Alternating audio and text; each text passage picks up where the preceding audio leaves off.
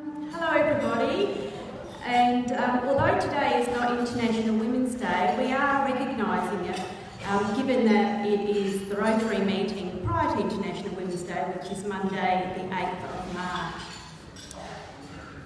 International Women's Day represents an opportunity to celebrate the achievements of women while calling for greater equality. The theme for International Women's Day this year is Make It Happen. In recognition of International Women's Day, I am pleased to introduce you to a woman who does make it happen. Our current SA Telstra Business Woman of the Year, Erma Ranieri. Coming to Australia when she was young, with English as her second language, a younger Erma saw how government services changed the lives of her parents and relatives, and she became a passionate believer in what the public sector can achieve. In 2014, Erma was appointed to the role of the Commissioner for the Public Sector Employment, and Chief Executive of the Office for the Public Sector. Erma will speak to us today about her career journey and how she overcame the challenges she faced as a woman and a mother, with ambitions for one of the public sector's most senior roles. Rotarians and guests, please join me in welcoming Erma.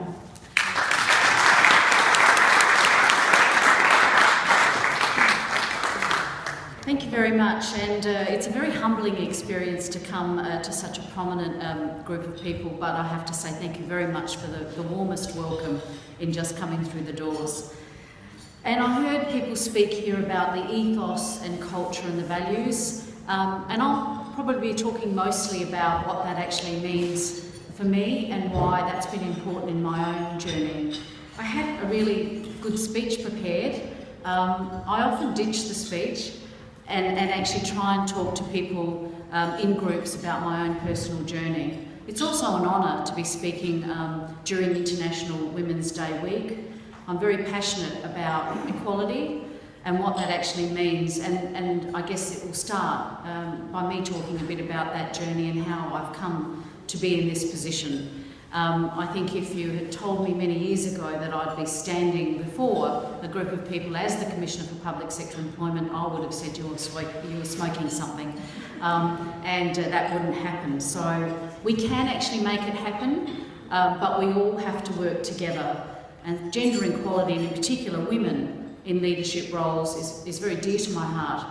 But really the strongest advocates for that are actually men, and how we both help each other get across the line and walk together on that journey. So I'll start firstly, and I think it was alluded to, my parents migrated here when I was quite young. We settled in the western suburbs, and my parents remained primary producers, small business, and what I did find is really solace in what government could actually provide and how they supported my parents back in those days when there was a few more resources, in particular in the agricultural department. And one thing that I realised is that I became their voice and I became their advocate because English was their second language. And I never expected that I might run into some barriers. I think as a young child, the world is your oyster. But the barriers came fairly quickly for me. Firstly, in being, I guess, a child of migrant parents, that when I went to school, I didn't actually speak any English. That was the first challenge. The second one, I guess, was meandering through that journey, what the opportunities were for me as a student and what they were for men or boys.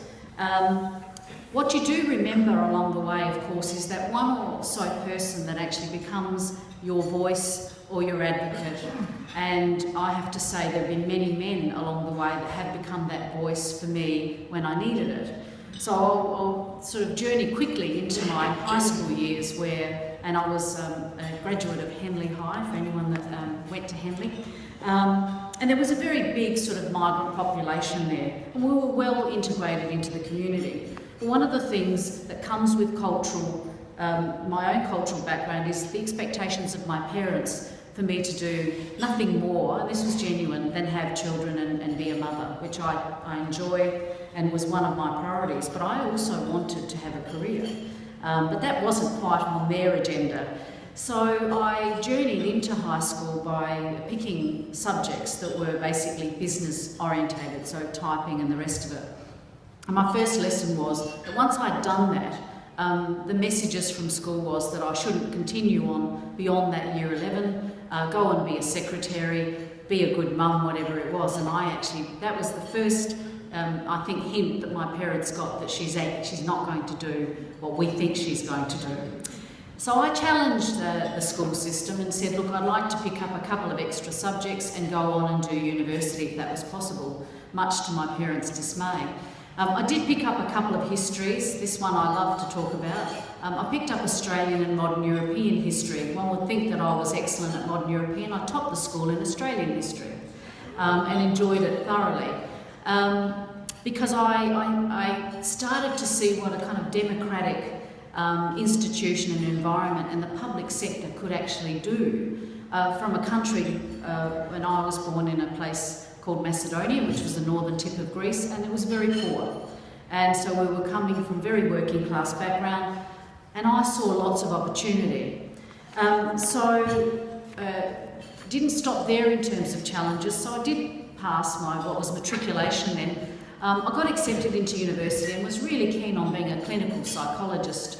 That didn't happen because my parents still felt that it was important for me to go out and work. And that's where my first engagement with the public sector occurred. I got a job, and my first job was filing registration cards in the old motor registration division, signing off. So I've actually started at the bottom ranks of the public sector. And what I do understand is that every person, no matter where they are, needs to be valued for their opinion.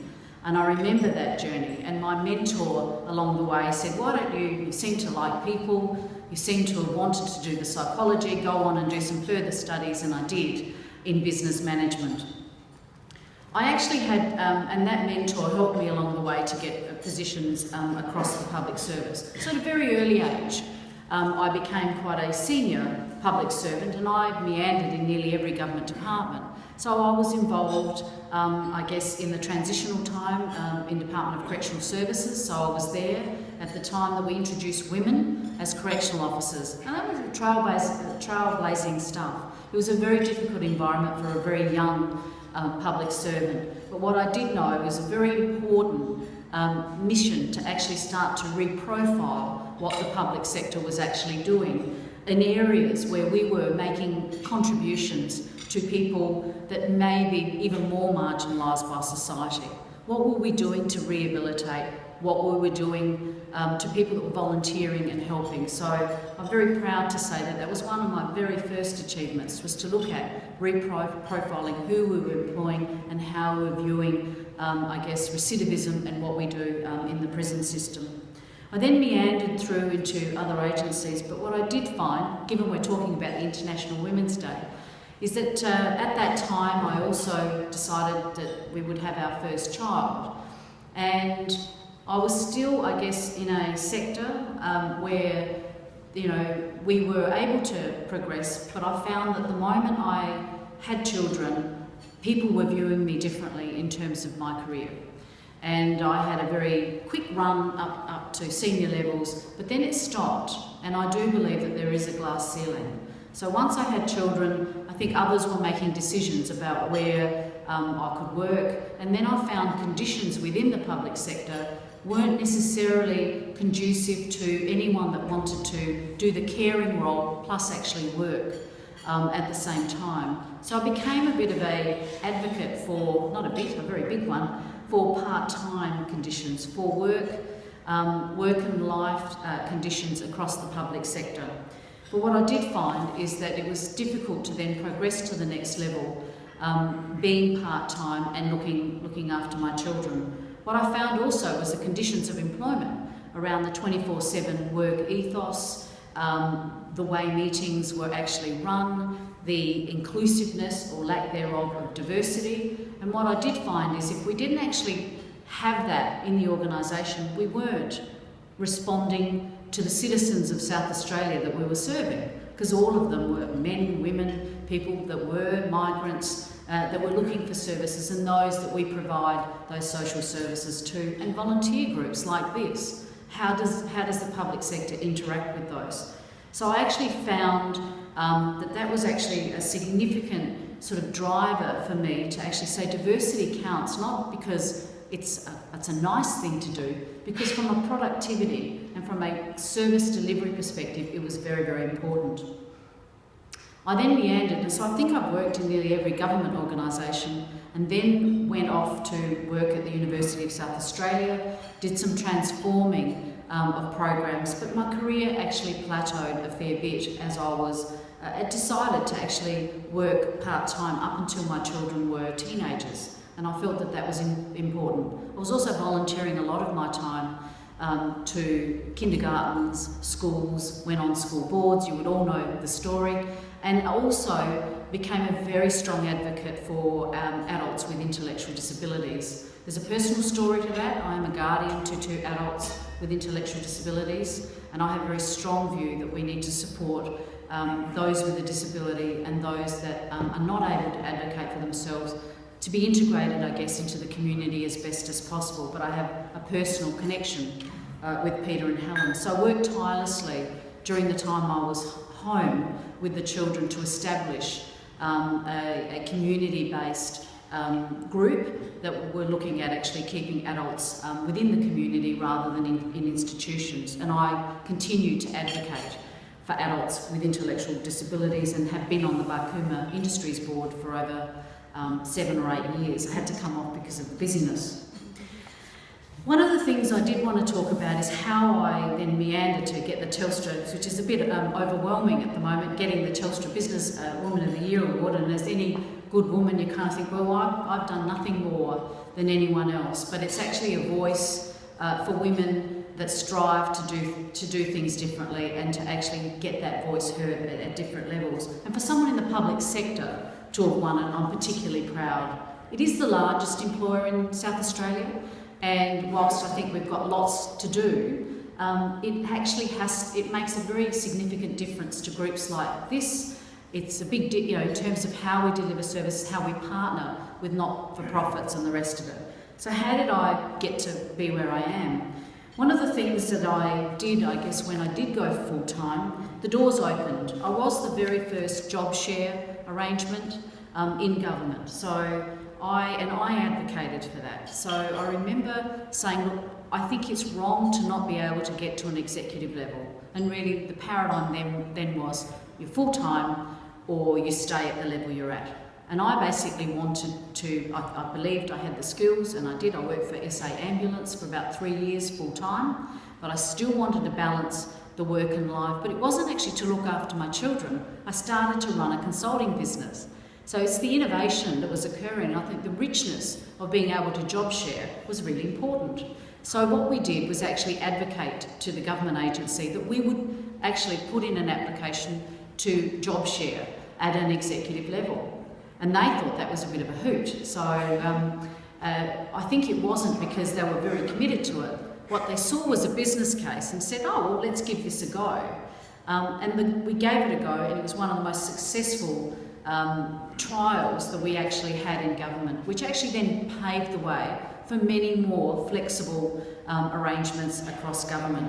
So I'm really proud to say that, we've trailblazed on a number of areas where we've actually started to break down some of the paradigm in terms of how work should be structured, how do we carve up work for people that do have disabilities, and how do we become more inclusive as an employer. During that journey, my job share partner walked off and did other things, which is terrific. I continued on my path. I continued on, and I did that part-time. I did that by actually working with people and giving them opportunities to actually lead. And I think leadership played a key part here. The leadership that's required to kind of not basically, I guess, just sit at the top and direct things. It's about the values you talked about. It's about your own vulnerability, which at times that was the case, and trusting other people, allowing them to take some risks. And that's what we've done in the reform program that I've run across government over the last little while, which I think has led to the Telstra Award. So as Deputy Chief Executive in what was the manufacturing mining department, we actually pulled a merger together of many departments. That's not an easy feat for anyone that works in government, to get people aligned. And I saw a lot of productivity and collaboration that should occur. And right now, I think South Australia is facing some enormous challenges, and I would like to see the public sector work a lot more collaboratively across its own boundaries, but beyond that, if we're going to actually collectively resolve the kind of not only economic issues but the social issues that South Australia is facing. And I love living in South Australia, and I think we deserve it, and I know that we can do it. So I was asked by the Premier to lead his public sector renewal program, or his culture change program. How did we do this? Well, I didn't do it by actually being appointed as a senior executive. I was asked to do it as I was doing the other role. And what I found fundamentally different to what I thought leadership would be about was that people were prepared to follow me if you actually allowed them to take responsibility for the changes they thought we needed. How did we do that? We set up a set of values. We actually talked about how would we want to be seen by our sectors, by the people we serve. So we get engaged with people about the ethos, the values of the public sector. Are we living it fully today? I'd be honest in saying not totally, but we have a set of values. We have a vision to be a world-leading public sector. We may have a long way to go, but you need to have that vision, and we started that. Over 20,000 public servants, not a lot for 100,000, but that's enough to actually start, I guess, ignite that excitement about what could change. And what I found the most challenging for me was the barriers that I was confronting. So if I bring it back to gender, the barriers as we got to the higher levels about wanting to collaborate when people were working in silos, when we were challenging, I think, the current system. How did we do it? We actually started to create some innovative 90-day projects. We started to say, look, go and do something different, spend 3 months and see if it works. And it ignited the excitement of people. That's not a gender issue, but that's actually about trying to do things differently in a sector that may not have the capability, that has all the rules and processes in place that basically stop things from happening. And there was lots of really, really interesting things that came out of that. We changed some regulations. We simplified a whole lot of things. It's 700 ideas from people internally to the public service that said this is a nonsense. So what we did was ignite some things. We ignited change and we ignited innovation and some creativity. We still have a long way to go, but it's that journey where we could show that the public sector, the public service can actually change. It can actually do things differently. It's actually how you take that and we harness it and we actually take it to the next level to resolve these very complex issues that we're actually facing. And having seen what you guys do here, it's really important to connect with Rotary and others because you're doing this right at the grassroots level. And if we can connect more through government and the things that we do, that's exceptionally exciting. So then, one of the things that I think I was particularly challenged by was the culture and was, I guess, how we employ our leaders and what we do with our leaders and how we enhance that diversity across the sector. So last year, when I was working a couple of years in the program that I mentioned to you, I had the privilege of being appointed as the Commissioner for Public Sector Employment. So be careful what you wish for and what you complain about, because in fact one of the things I did say is we need to change the institutional policies. We need to, make regulations simpler. We need to hook up government and the rest of it. So when you say that, you get given the position of actually starting to identify how you might do that, it starts to become quite a challenge. So over the last 6 or 7 months, I've set a vision for myself and for the public sector to be world leading. It's a very big stretch, but I think anything that we do has to be a big stretch. What does it mean to be world leading? Is to do the things that I've actually talked about, is to actually listen to community and listen to what people want that we serve. And if they don't want us to serve them in that way, then we need to stop doing that and we need to do it differently. I need to actually cut some of that red tape that I'm responsible for and simplify some of the policies and guidelines. Good leaders should do that. But I believe that diversity in particular plays a key role. If we don't bring in those ideas, if we just base it on the old system and what we've done, then we're not really listening or even have an idea about what some new ideas could be. So it's how do you let that in? And I did actually go to a speech last week where someone actually talked about the productivity gains the boards and groups have by having the diversity, not only gender but diversity in ideas. There were some startling statistics. They said it was about 16 or 20% more productivity by having those, just a gender balance on boards and committees and groups. They said if you had a level of ethnicity, diversity, gender and the rest of it, it was a 30% productivity gain in what you were doing through those new ideas and the rest of it. That's startling, and I think that that's certainly something that we need to strive for. The public sector actually has a very strong, we have about 45% women in executive roles or senior levels, but that doesn't reflect the most senior levels. As we get right to the top, we're looking at around 28%. So one of the questions I'd actually have is what happens? What is the unconscious bias, or what is it about the system that actually stops us from going for those roles? Is it the way it's structured? Is it the confidence of women? Or is it that we are defining roles in a way that doesn't encourage that difference to actually come to the fore? So that's actually extremely important for me to unravel.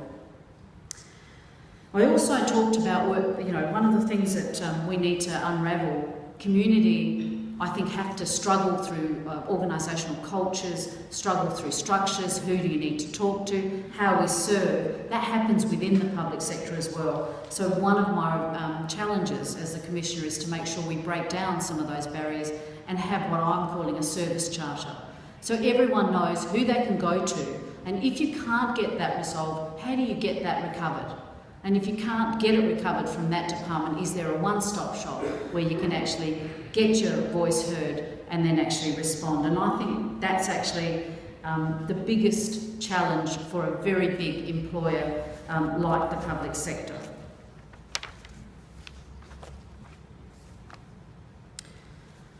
On a final note, one of the things I live by is actually my own personal values and how I operate. And I think that that actually is at the core of what's actually driving me to make the change in the public sector. It actually hasn't been a very easy road at all. I remember when we actually defined the values and behaviours, one of the ones we came up with was tenacity. And I remember, I can share this story amongst friends, I hope, and I'm being taped as well, so we'll see how we go with that. One of the things that I found quite challenging is when you're trying to do things differently and people are wedded to the old system, you can actually get quite a bit of pushback. And I remember having a very stern debate with one of my male colleagues that actually said to me, I don't know what this nonsense is that you're talking around values and culture and behaviours and how we can hold people to account.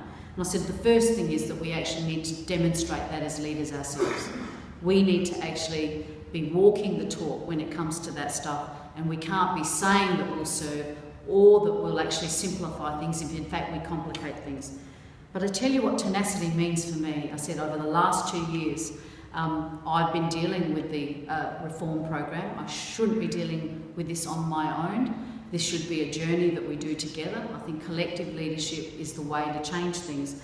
I said, but tenacity is to be putting up with you for the last 2 years and actually gaining more resilience along the way and dealing with those issues. So on that note, I think that what I'd like to say is I'm very humbled that you're even listening to me and my journey. I wish you well in the endeavours, and it's just a wonderful group. And I think that for us in the public sector and me personally, this has been the most enriching journey.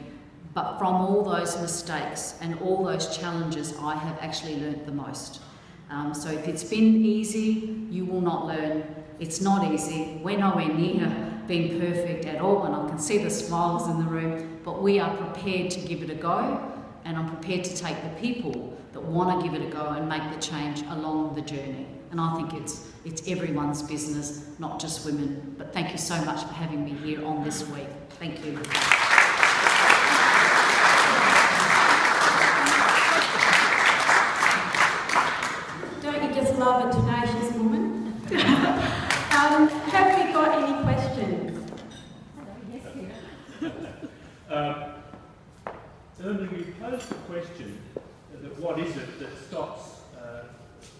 the acceptance level going beyond 30%, and particularly among senior levels of bureaucracies of all kinds. And I pose the question or comment, is it indeed fright? Yes. I'm speaking personally, and I think probably honestly, many of us in the room grew up in an era where the rights issue was fought, and it was strident, yes. and it was threatening, and indeed that's reinforced on the news every day when the Prime Minister's Chief of Staff berates a minister on the doorsteps of Parliament. And so there's a sense of be very afraid of powerful women. But also I think... Oh, yes. but also I think probably many in the room would have been too scared to even consider work-life balance as a male. Sure. Because that was something that men didn't do. I just wonder, is the issue of fright the driver? Look, I totally agree with you. What has helped me is that I'm not also, I applaud women who want to, do it as men, but we are different. I came from a different cultural background and a father that expected me to get his dinner and do the coffee, and I was more than happy to do that. He came from that era. So I'm very respectful of our differences, and I loved being a mother, and I actually spent time looking after my children. And we could have chosen the other way, but I don't think my husband's Italian. I don't think he could cope with that. So I accept the differences, and I think, if I can speak on behalf of women, the best diversity is actually accepting that we are different, that we actually want different things. And if a male did want to actually look out, and I think, I was blessed with a son, so in fact, and he's watched a working mother, I suspect that some of the younger generation males may want to do the caring. But I think we all have to understand this is about those values around integrity and genuineness, and actually accepting people from where they come from. So part of the partnership is accepting the difference and valuing women for what they want to do and valuing men from where they've come from. I talk about unconscious bias because I think half the time when I'm sitting around the room with some of the men I'm with, they don't actually realise that that's either been offensive or it's not been inclusive. So part of what I've taken as my responsibility is to actually say, look, that didn't actually include me, or you're demeaning this bit and whatever, and they'll go, oh, I didn't actually, or the male that I had a chat about who's been pushing all the way, who basically said, just don't know what tenacity means. I said, I'm standing before you and you have given me hell for 2 years. Tenacity is just putting up with that. And we had a great relationship after that. So I think that I think we need to help each other. We really do, because I talked about the productivity. 30% better with what we're doing if we can represent the community we serve. Thank you for sharing your journey. Many of the people here have grown up and developed over many years in a different world. I think you already said.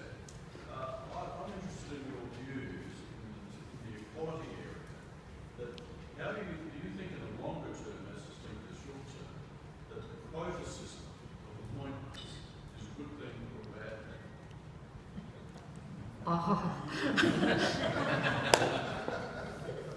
I'll give you my personal answer. I find it offensive to have a quota system. Okay? We're educated, there's enough women, I find that offensive. However, if we didn't do anything about it, we saw what the statistics are and the pay gap. So what's actually happening? So if women are educated, my daughter, same education, she's working now, she didn't actually see that there was a barrier, a graduate, I won't talk about where, with a male and her, she's doing the appointments while the male graduate is actually out doing the private sector. So what's happening here? So the quota thing for me is, we don't need it if we are actually representing the community. That includes people from different cultural backgrounds and the rest of it. But there's something amiss. So I would say force quotas on people if it's not actually happening. But natural attrition, or just naturally, it should have occurred. So the question I have is, why not? So one more question. Oh, we're over time. Is that okay? Okay, yeah. Thanks very much for the wonderful Pleasure. speech. Just a question for you around skill sets. And it seems to me that women bring a lot of very great skills to the table in terms of maternal skills and empathy. And I'm just wondering, in your experience, how you've seen those skill sets taken into account in the selection process and in the appointment of senior executive roles, because it seems to me there are particular roles where those skills could be very, very valuable at senior level. Very good point. It's a good one to end on. If we talk about true leadership and basically bringing people on board and how you define authenticity, adaptive leadership, where you can deal with an issue here and there, it will actually include women. And the unconscious bias is the way we define those roles. I was part of a process where the technical expertise was so significant that it excluded not only women, but 3/4 of the population outside of it, and there was really a small cohort of men. So we have to go back, and that is my role, is to define what leadership is and actually select against that for your most leader roles. And the last time I did that, I had probably 120% more women apply. The other thing is you won't get them to the table because women don't believe that they have the skills to meet it, whereas studies show that men actually believe if we've got 50% of that or 60, I can do it. So it's a little bit about our own mindset as well. But thank you for a great question. Yeah. Thank you. Okay, thank you. Thank you very much, Erma. I'd just like to present you with a token of our appreciation, a book about Rotary, Humanity in Motion. Thank you. Thank you very much. Yes.